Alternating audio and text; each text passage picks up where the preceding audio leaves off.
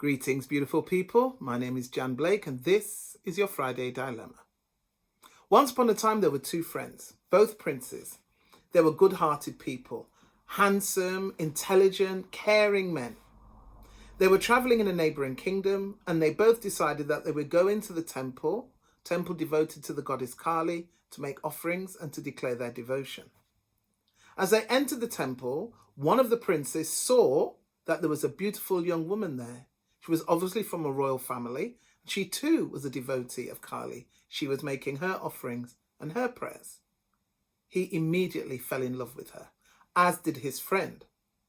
And when the princess left with her retinue, the first one, the one who'd seen her first, fell to his knees before the statue of Kali and declared, "This woman shall be my wife.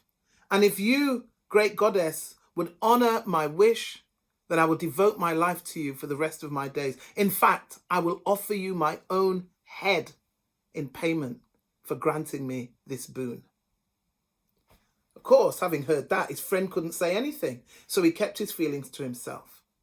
The two friends returned to their kingdom, the first one taking to his bed immediately. He was so sick of love. He couldn't eat, he couldn't drink, he couldn't sleep. His loyal friend went to the king and explained to the king why his son was in such a condition. And when the king found out that his son was in love and wanted to marry, he was delighted. Riders were sent out, gifts were sent to the neighboring kingdom. The king was petitioned for the hand of his daughter. And because the princess had actually seen the prince in the temple, and when she heard who the offer of marriage had come from, she too was delighted. So a wedding was arranged, they were married. 6 days after the wedding, the prince, now husband, said to his wife and his best friend, who had buried his own feelings of love for the princess, he said to them both, "Let us return to your kingdom, dear wife. I have to keep a promise that I made to the goddess Kali." Off they went to her kingdom. First they visited her family, and then on their way back, they went to the temple. He said to his wife and his friend, "You stay out here. I'm just going to go in, say some prayers, and then I'll return."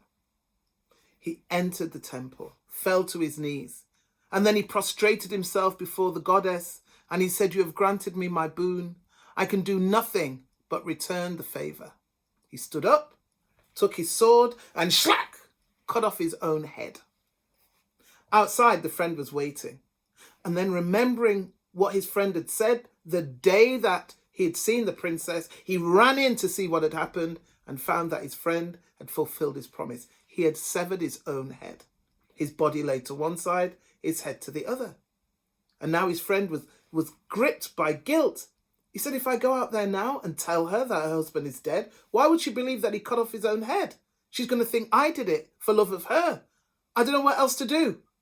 Then he threw himself down before the goddess and he said, "I will die with my friend," snatched up his sword, shlack, cut off his own head. Outside, the princess was waiting. When she didn't see her husband or her de facto brother-in-law return, she went into the temple and saw her husband and his best friend dead, their heads removed from their bodies.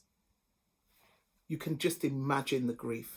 In fact, she was so grief-stricken that she began to untie her sari to form it into a noose. She said, "If they die, I die with them." And she was just about to throw the noose over a beam when the goddess Kali spoke to her. He said, "I applaud your devotion, but no more lives must be lost today. Ask me a boon and I will grant it." "Bring them both to life, Kali. Bring them both to life," she said. "I'll devote myself to you for the rest of my days." "Quickly," said Kali, "place the heads back on their bodies and I will revive them." In her haste, the princess snatched up one head, put it on another body, snatched up the other head, put it on the other body. And when both men were revived, she realized her mistake. She had put her husband's head on the friend's body and the friend's head on the husband's body. And then they both began to argue, each claiming her as their wife. And my question to you is, who's really her husband?